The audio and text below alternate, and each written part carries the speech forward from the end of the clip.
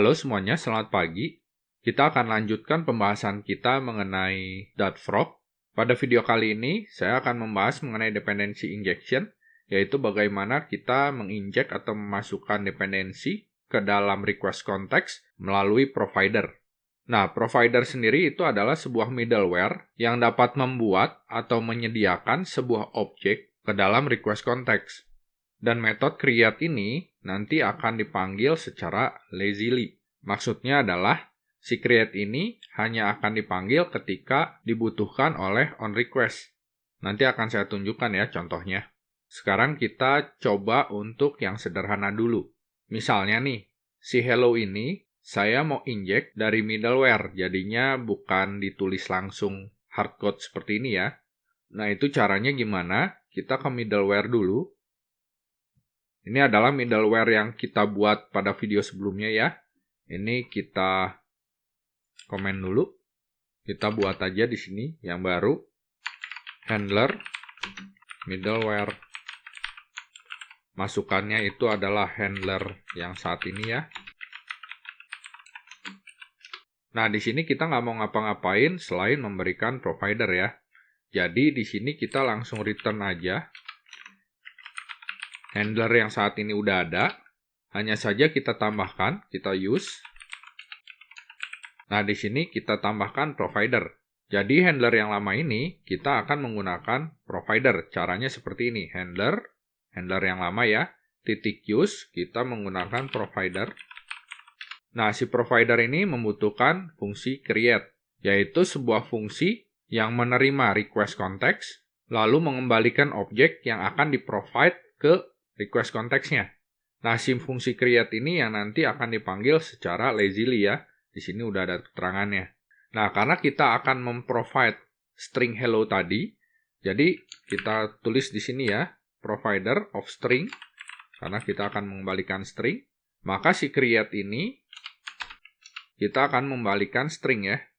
Di sini hello. Kita save. Nah, sekarang kita ke name.dart. Nah, di name.dart ini kita akan ambil string yang sudah di-provide oleh middleware tadi melalui provider. Jadinya di sini untuk ambilnya adalah string greetings sama dengan context titik read. Yang dibaca itu adalah objek string. Nah, seperti ini. Di sini tinggal kita berikan greeting. Ini kita ganti final. Save. Kita coba ya.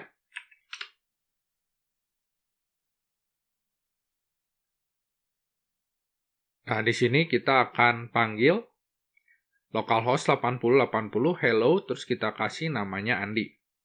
Ya, nanti kita send. Keluar ya. Hello Andi. Jadi di sini kita bisa ubah-ubah ya. Misalnya di sini middleware-nya kita ganti how are you? Kalau kita jalankan, jadi how are you Andi. Nah, middleware ini berlaku untuk semua root di dalam hello ini. Jadi kita bisa pakai di index.dart juga. Jadi kalau misalnya di index.dart kita panggil,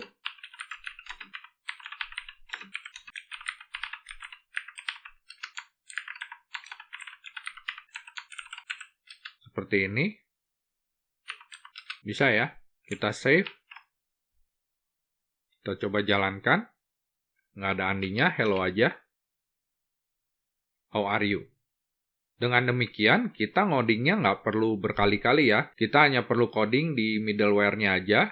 Nanti apa yang disediakan oleh si middleware ini dapat kita gunakan di semua rute di dalam hello ini. Ya, jadinya lebih mudah. Ini kurang koma. Kita save. Oke, berikutnya. Kalau misalnya nih, codingan di dalam provider ini panjang nih ya. Jadi nggak cuma return how are you, tapi ada codingannya panjang. Atau kita ingin membuat sebuah provider yang dapat digunakan di banyak middleware. Karena kan ini baru satu ya, middleware-nya di hello aja. Tapi kalau misalnya nanti ada middleware lagi di folder lain, maka kita bisa mengekstrak si provider ini. Ya, jadi kita pisahkan. Contohnya, misalnya saya buat folder lain di dalam Hello World ini, namanya lib. Lalu saya buat file, namanya providers.dart. Di sini saya buat fungsi yang akan mengembalikan middleware. Namanya misalnya greeting provider. Dia akan nge-return provider of string.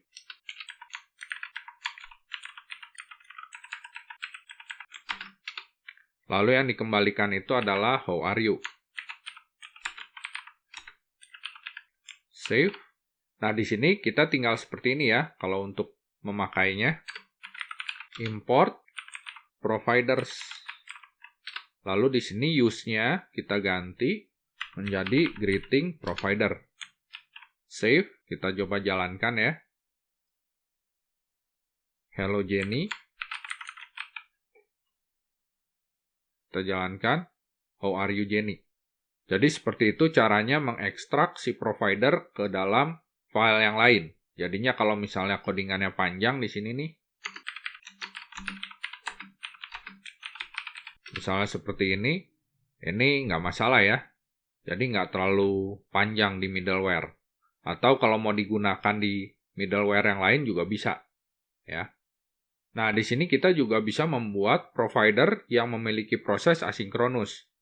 Jadi di sini kita coba buat ya, middleware async greeting provider return provider. Nah, yang dikembalikan itu bukan string tapi future of string.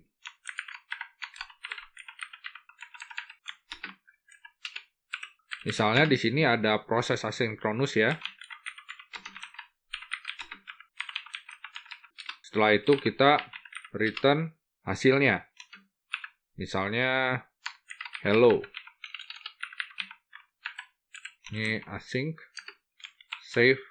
Nah, di sini kita tinggal pakai di middleware-nya. Ini kita pakai async greeting provider. Lalu di dalam name-nya kita ubah di sini menjadi future of string ya. Dan jangan lupa di sini kita berikan await karena ini future of string. Kita save, kita coba. Hello Jenny. Berikutnya, kalau misalnya kalian ingin mempersingkat tulisan ini ya, ini kan read future string. Nah, kalian mau singkat supaya nggak perlu nulis future-nya lagi. Ini kalian bisa buat extension. Extension ini saya jelaskan di video saya nomor 60 dalam playlist Flutter Tutorial bagian pertama. Nah, sekarang kita ke lib. Kita buat file, namanya request context extension .dart. Di sini kita buat extension request context extension on request context. Di sini kita akan mengembalikan future t. Kita berikan nama metodenya itu adalah readAsync of t. T ini sendiri adalah tipe apapun yang merupakan turunan dari objek. readAsync ini akan menjalankan this, yaitu request konteksnya, yaitu konteks yang akan diberikan ke onRequest, titik read of future t. Nah, di sini this-nya itu bisa juga kita hilangkan. Ini ada warning karena minta ada dokumentasi ya. Kita hilangkan dulu aja dulu. Kita save. Sekarang kita ke name.dart. Nah, untuk ngambilnya sekarang kita bisa seperti ini nih. Ini import dulu, jangan lupa.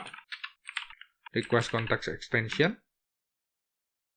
Di sini kita ubah menjadi readAsync of string. Nah, jadi seperti ini ya. Jadi lebih singkat. Kita save, kita coba. Sama ya, keluar Hello Jenny. Bagi yang belum ngerti tentang generics, yang ada T-nya ini ya, itu kalian bisa lihat video nomor 16 di playlist PBO Dart saya. Saya menjelaskan tentang generic. Nah, tadi di awal saya kan sudah mengatakan bahwa si provider ini, fungsi create-nya ini hanya dijalankan ketika dipanggil ya. Jadi kalau misalnya di sini tidak ada pemanggilan greeting ini nih, yang konteks read asing atau konteks titik read, si fungsi create itu tidak akan dijalankan. Saya beri contoh ya. Misalnya di sini, di async greeting provider ini, di sini saya kasih print async greeting provider. Kita save, lalu kita ke middleware. Nah, di sini middleware ini kan menggunakan async greeting provider. Lalu di name.dart ini, di sini kita mengambil value dari provider yang disediakan oleh si middleware ya. Oleh karena itu, ketika kita panggil di sini, hello Jenny, di sini bisa dilihat ya, dia memanggil async greeting provider. Tapi kalau misalnya kita nggak pakai, di sini kita langsung tulis hello, kita save, kita jalankan. Nah, bisa dilihat bahwa async greeting provider ini tidak dijalankan ya. Ini yang dimaksud dengan dijalankan secara lazily ya. Nah, permasalahannya sekarang adalah kalau misalnya kita menggunakannya berkali-kali, contohnya di index.dart ini saya juga pakai ya, read async,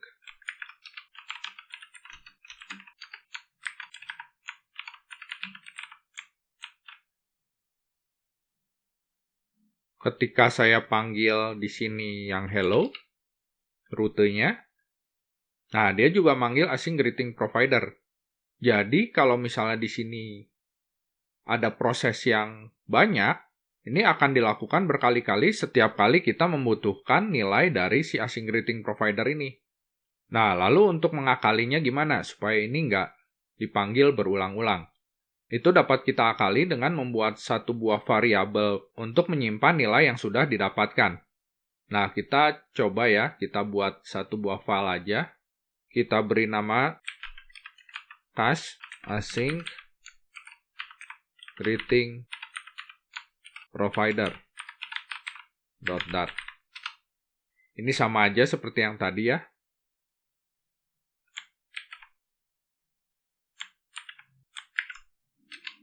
Bedanya di sini kita buat string result.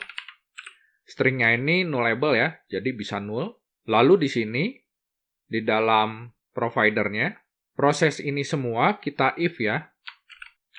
If, kalau resultnya itu sama dengan null, maka dia akan melakukan proses-proses yang diperlukan, lalu return hasilnya, misalnya hello di sini. Else, kalau misalnya ternyata resultnya ini nggak null, maka yang dikembalikan itu adalah resultnya. Oh iya, jangan lupa di sini ditampung dulu ya. Resultnya sama dengan hello, lalu return result. Kita tanda seru, ini juga di tanda seru. Jadi kalau resultnya belum ada, kita lakukan prosesnya, lalu kita simpan hasilnya itu ke dalam result, lalu kita return resultnya. Tapi kalau misalnya enggak, kita langsung return resultnya, nggak perlu melakukan proses ini. Ini bisa kita persingkat lagi dengan mengeluarkan perintah return result ini ya. Dan ini bisa kita keluarkan, karena ini kan sama-sama nge-return result ya nanti akhirnya. Kita pindahkan di sini, di luar. Lalu ini tinggal kita hapus, else-nya. Ini juga kita hapus. Nah, ini sama aja.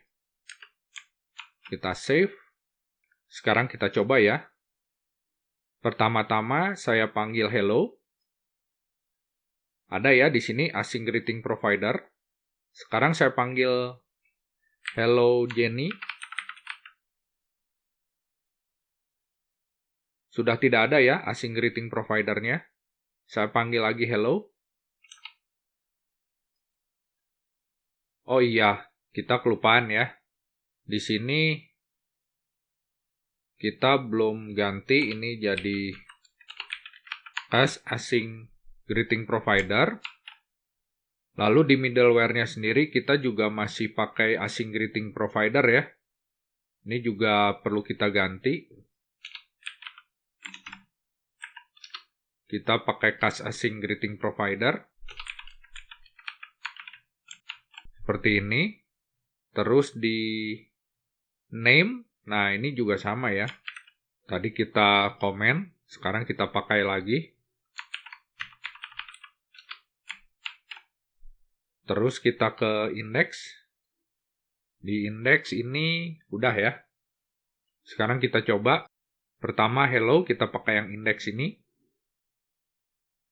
Async greeting provider. Oh ya, supaya kita nggak pusing, ini kita ganti lagi aja ya.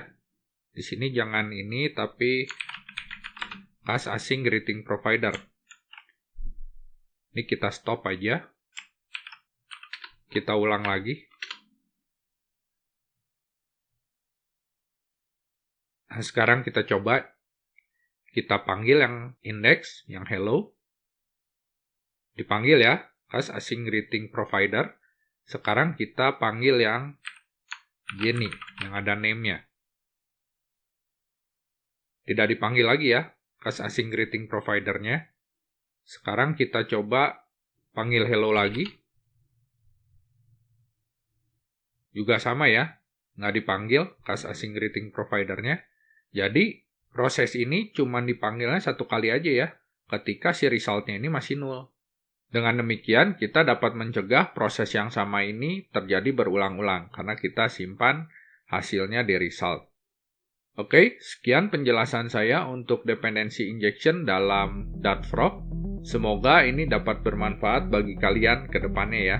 Terima kasih sudah menonton, sampai jumpa.